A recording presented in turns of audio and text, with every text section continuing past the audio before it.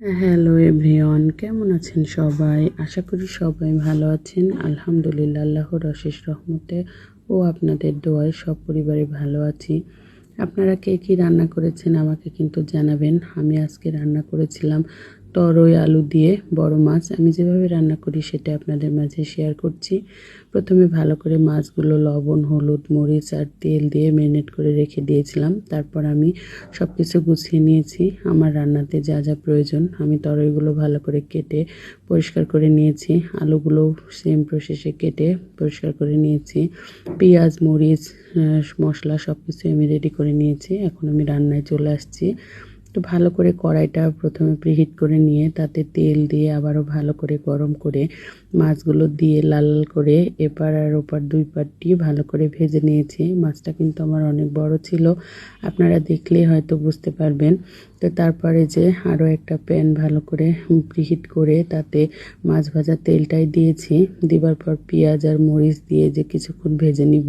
মাছ ভাজা তেল দিয়েছি এ কারণে যে মাছ ভাজা তেলটা দিয়ে আমি রান্নাটা করে নিব, নইলে ওই তেলে অন্য তরকারি রান্না করলে মাছের স্মেলটা চলে যাবে, সেটা ভালো লাগবে না। তো যে ভালো করে পেঁয়াজটা ভেজে নিয়ে তাতে গরম পানি দিয়েছি, পেঁয়াজটা যেন না পুড়ে যায়। তারপর শুকনো উপকরণ মশলাগুলো এবং আদা বাটা রসুন বাটা মিলিয়ে দিব। তা আদা বাটা রসুন বাটা আর শুকনো উপকরণের মধ্যে ছিল লবণ, মরিচ, হলুদ, ধনে গুঁড়ো, জিরে গুঁড়ো সব কিছু দিয়ে মশলাটা ভালো করে লাল লাল করে কষিয়ে নিয়েছি। নেবার পর এই যে আমি তরইগুলো দিয়ে আবারও ভালো করে মশলার সঙ্গে তরই কষিয়ে নিয়ে তারপর আমি কেটে রাখা আলুগুলো দিয়ে আবারও ভালো করে কষিয়ে নিচ্ছি। তরকারিটা আমি কিন্তু ঢেকে ঢেকে রান্না করব এবং কষিয়ে কষিয়ে রান্না করব। ঢেকে ঢেকে রান্না করলে হবে কি, তরই থেকে অতিরিক্ত পানি সেটা বের হয়ে ওই পানি দিয়ে কিন্তু আলুটা সিদ্ধ হয়ে যাবে। এক্সট্রা পানি দেওয়ার প্রয়োজন হবে না। আর যদি আমার মনে হয় তরকারিতে আমি মানে প্রয়োজন আছে পানির বা ঝোল রাখবো, সেক্ষেত্রে কিন্তু আমি একটু গরম পানি দিব।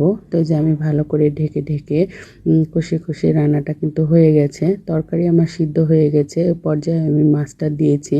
মাছ দিয়ে অতিরিক্ত বেশিক্ষণ তরকারি আমি ফুটাই না, তাহলে কিন্তু তরকারির টেস্টটা নষ্ট হয়ে যাবে।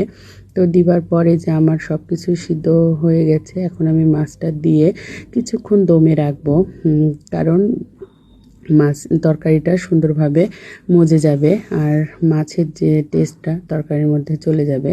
আমার কিন্তু তরকারি সুন্দরভাবে প্রপার সিদ্ধ হয়ে গেছে, তারপরও কিন্তু আমি একটু হিটে রাখবো।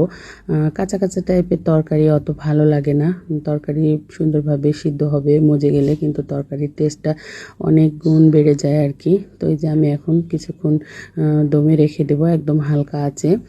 তো আপনারা কে কোথা থেকে আমার ভিডিও দেখেন আমাকে কিন্তু কমেন্টে বলে যাবেন। আর আমার শেষ পর্যন্ত রান্নাটা দেখে কি মনে হলো, কেমন লাগলো আপনারা জানাবেন। আমার রান্নার কোনো অংশ যদি আপনাদের ভালো লেগে যায় তাহলে অবশ্যই অবশ্যই মন থেকে আমার পেজটি লাইক, কমেন্ট, শেয়ার করবেন।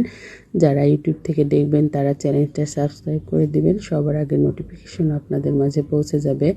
তো এই যে তরকারি কিন্তু আমার হয়ে গেছে, এখন আমি ঢেলে নিব।